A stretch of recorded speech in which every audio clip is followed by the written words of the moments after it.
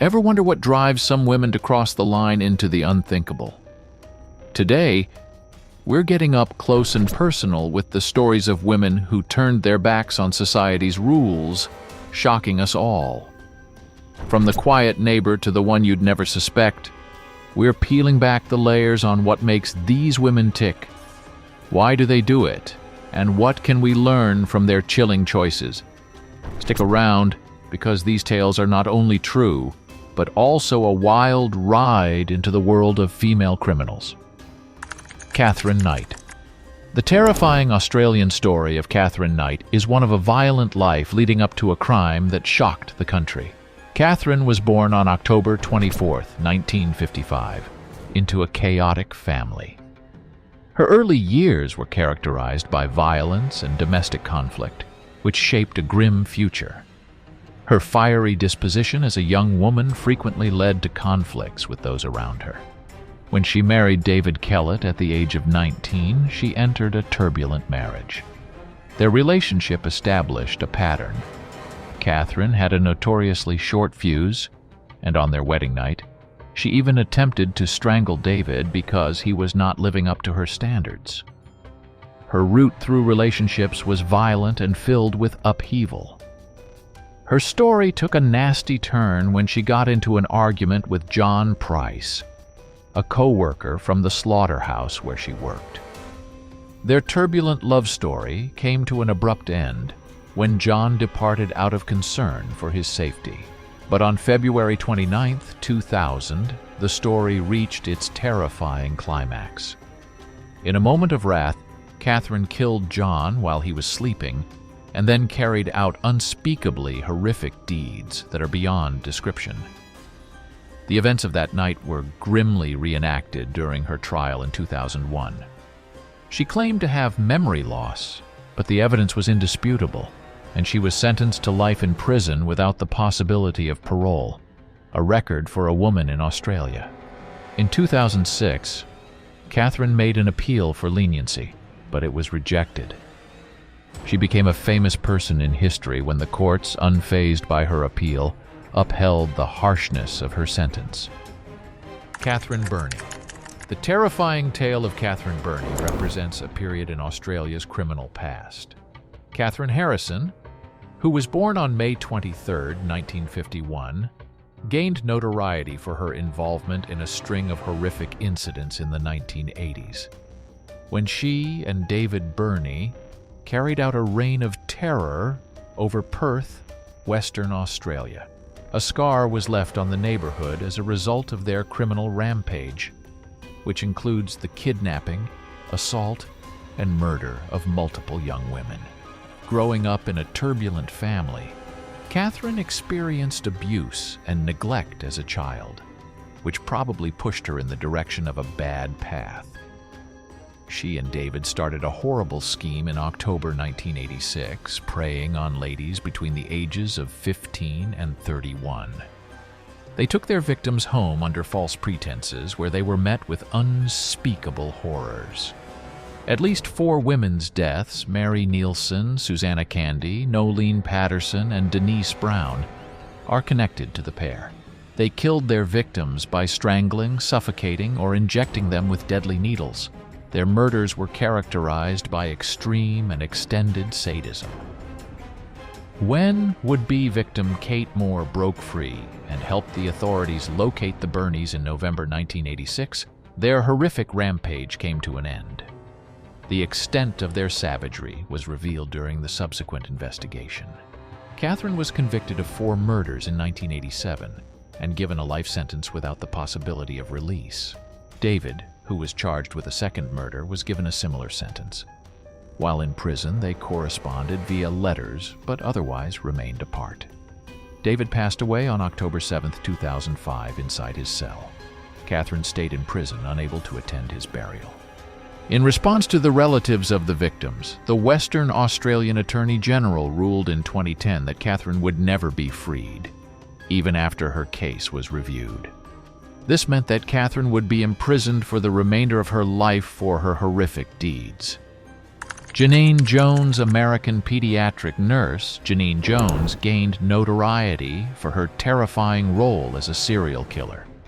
Her employment covered several medical facilities, including an infamous position at a pediatric clinic in Kerrville, Texas from 1980 to 1982, where she masterminded her sinister plan.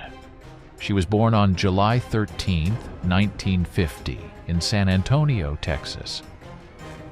A number of terrifying events involving newborns and young children in Jones's care occurred during her time at Bexar County Hospital, now University Hospital, and later at the Kerrville Clinic.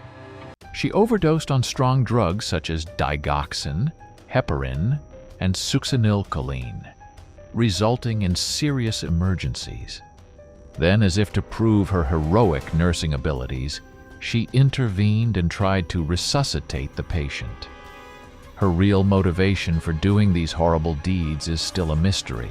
Some assume that it was a deranged need for praise and attention, while others think she wanted to prove she was a skilled nurse or have an impact on patient outcomes. All the same, it's still unclear what her real goals are.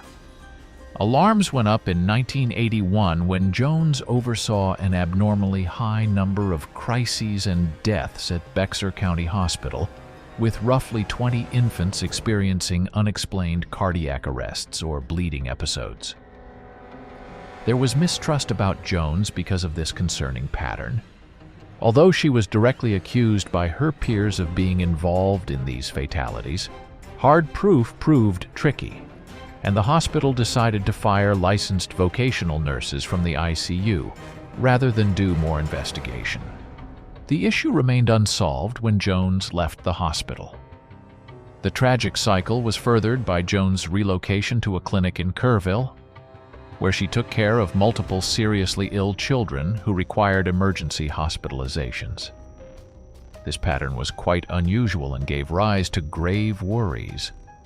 When Jones's sinister activities finally caught up with her in 1985, she was sentenced to 99 years in prison for the murder of 15-month-old Chelsea McClellan and an additional 60 years for poisoning Rolando Santos, which almost killed him.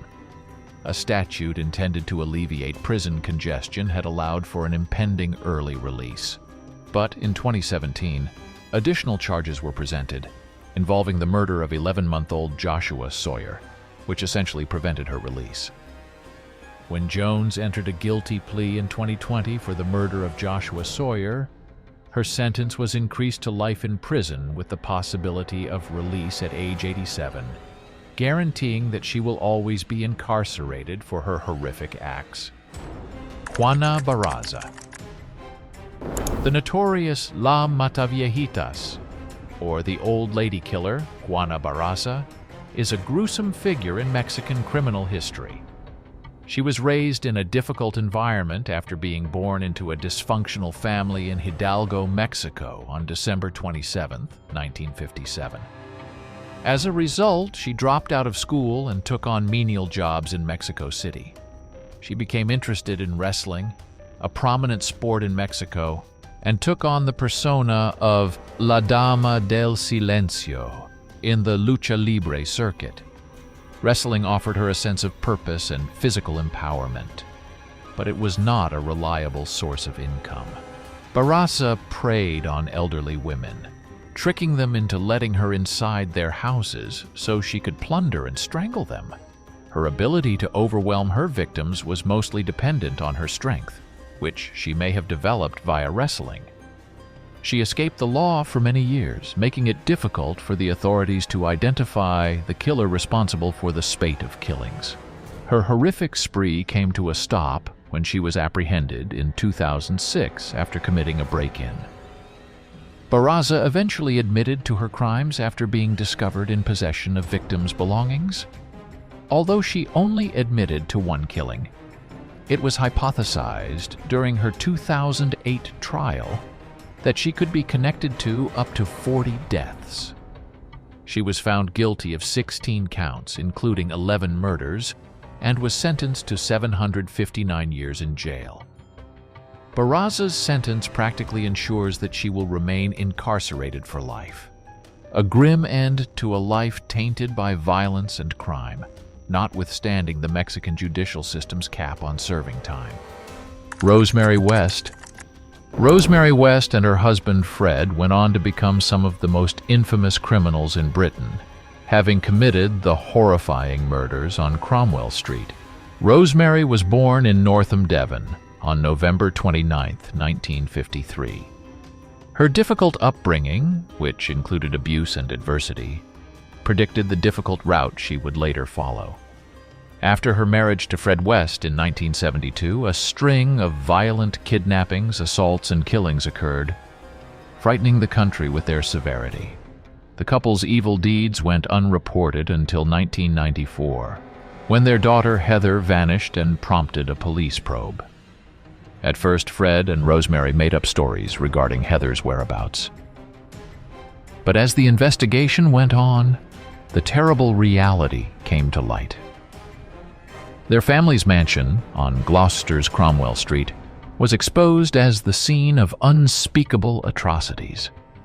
The bodies of several young ladies were found buried there, and the place was given the macabre nickname House of Horrors. Rosemary faced punishment in 1995 after being found guilty on 10 counts of murder, 2 of which involved her daughter Heather and stepdaughter Charmaine.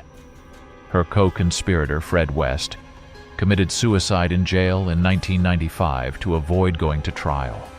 Rosemary's life without parole sentence is a fitting punishment for the seriousness of her actions, as she continues to maintain her innocence while incarcerated. Even though the West's own children were cleared of any involvement, the legacy of their crimes left a severe mark on the families of the victims. Family members distanced themselves from the horror attached to the West name, irreversibly severing the ties. Rosemary's continued incarceration is a somber reminder of the crimes carried out inside the Cromwell Street residence. Grisel de Blanco, who went by the notorious moniker Godmother of Cocaine, had a key role in the Medellin cartel and directed the wave of cocaine that entered the United States in the 1970s and 1980s. Her life was filled with crime and bloodshed, as seen by her story, which takes us from her humble beginnings in Cartagena, Colombia, to her rise to prominence as a drug lord. From a young age, Blanco was drawn into the criminal life in the Medellin slums, which marked the beginning of her journey towards notoriety. Her rise in the drug trade was characterized by her ruthlessness and cunning, which gave her a strong reputation inside the cartel. Blanco's cunning approach to business was demonstrated by her inventive smuggling methods, which included the unsettling use of cadavers that had been hollowed out. Not only was Blanco well known for her financial sense, but she was also notorious for her aggressive tendencies. She is recognized for having invented the motorcycle drive-by shooting technique, which she horrifyingly illustrated in the 1979 Dade County shopping mall massacre. Personal grudges plagued Blanco's life, resulting in numerous violent incidents, such as the notorious confrontation with Alberto Bravo that claimed the lives of both Blanco and his bodyguards. In the middle of Miami's cocaine cowboys unrest in the 1980s, Blanco turned the city into her new battlefield and expanded her criminal empire there. Her arrival in Miami exacerbated the drug conflict and made the city a hub for cartel violence. Blanco reigned terror for a while, but her dominion finally fell. After being detained in 1985 and receiving a reduced sentence, she ultimately perished in Medellin in 2012 as a result of the violence she had assisted in spreading. Ironically, her life ended in the same cycle of violence that she had contributed to throughout her long existence. Joanna Den. In 2013, Joanna Den went on a crime run that was one of the scariest times in British criminal history. Born on August 25, 1982 in St. Albans, Hertfordshire, Dennehy's early run-ins with the law for assault and having a gun were just signs of the chaos she would cause. In 2013, she went on a killing spree that was brutally random and mostly targeted men she tricked into going with her.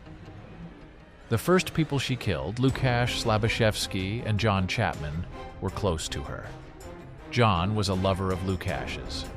She cruelly dumped their bodies in a ditch in Peterborough, which led to an investigation when they were found in March 2013. Kevin Lee, Dennehy's landlord, was her third victim. He was found in a humiliating situation inside a wheelie bin. Her senseless violence seemed to come from a sick desire to be like the famous Bonnie and Clyde. She planned to kill 9 men for no reason other than she didn't respect human life. Dennehy's flight across the country with her partner, Gary Stretch, caused fear and confusion, which led to a nationwide manhunt. Their capture in Hereford on April 2nd, 2013, put an end to a short but terrifying time of violence. When Dennehy was on trial, the way she seemed to not care about her horrible crimes was scary. She denied killing 3 people and trying to kill 2 others, and she didn't feel guilty at all. In 2014, she got a term that would last her whole life. The judge said she was manipulative and very dangerous, so she would never be free again. Dennehy's story is still a stark reminder of how bad people can be. Mary Beth Tinning. The story of Mary Beth Tinning is very different from what it means to be a mother. What should be a role of giving life turns into a series of sad endings. Tinning was born on September 11, 1942, in Duanesburg, New York. His life took a bad turn after what seemed like a normal beginning. Before becoming a nurse's aide, she worked in low-status jobs. After she married Joe Tinning in 1965 and had 9 children with him between 1967 and 1985, it looked like her family was getting bigger. But the sudden, mysterious deaths of all 3 of their children broke this false image of normality. Jennifer, their first child, died 8 days after she was born in 1972, supposedly from meningitis. This was the first in a string of terrible events. The sudden and mysterious deaths of her 8 brothers, on the other hand, raised serious concerns, which led to an investigation in 1987. At first, Tinning said that the deaths were natural or accidents, but the constant questions led her to make a shocking confession. She had killed at least 4 of her children by suffocating them. Tinning was given 20 years to life in prison after being found guilty of second-degree murder in the death of her 9th child, Tammy Lynn. The reason she did what she did is still unknown, but some people think it might be a case of Munchausen syndrome by proxy, in which someone hurts others to get attention. Even with this idea, it's still not clear why she did what she did. Today, Tinning is still locked up at the Bedford Hills Correctional Facility. She has repeatedly been turned down for release. Her case continues to shock and puzzle people, and it's a somber reminder of how terrible it is when the bond between a mother and child is broken. Rebecca Butterfield. Rebecca Butterfield went from being a girl from a small town to being called the most dangerous prisoner at Silverwater Women's Correctional Center in Sydney. Her story is a scary fall into violence. Butterfield went to jail in 2000 for relatively minor crimes, but his behavior quickly turned into scary acts of violence while he was there. There are 39 alerts for violent events in her file at Corrective Services NSW, which shows that she is a very angry woman. Butterfield did crazy and unpredictable things, like stabbing a jail guard and hitting other people with boiling water. Not only did she attack staff, but she also killed another woman, Blue Slim Ward, at MU Plains Correctional Center in 2003 by stabbing her 33 times in a shocking and random attack. Because Butterfield's actions were so bad, she was moved to maximum security, where strict rules were put in place to keep her from hurting herself or others. Even though these steps were taken, her violent and self-destructive behaviors continued. ending in a terrifying event in which she severely injured her own head. In 2019, the NSW Supreme Court said Butterfield was too dangerous to be freed. This ruling was upheld in 2020 when her continued violence made it necessary to keep her in jail longer. Butterfield's story is a stark warning of how complicated the criminal justice system is and how hard it is to deal with people who have serious mental illnesses. Wow, what a journey we've been on, unraveling the mysteries behind these notorious women. Got chills? Us too. If these stories hooked you, we'd love to hear your thoughts. Drop a comment below, share this with your friends to see what they think, and don't forget to hit that subscribe button and ring the bell icon so you don't miss out on more deep dives into the minds of the most infamous figures. Thanks for watching, and stay tuned for more tales that walk the line between the ordinary and the unthinkable.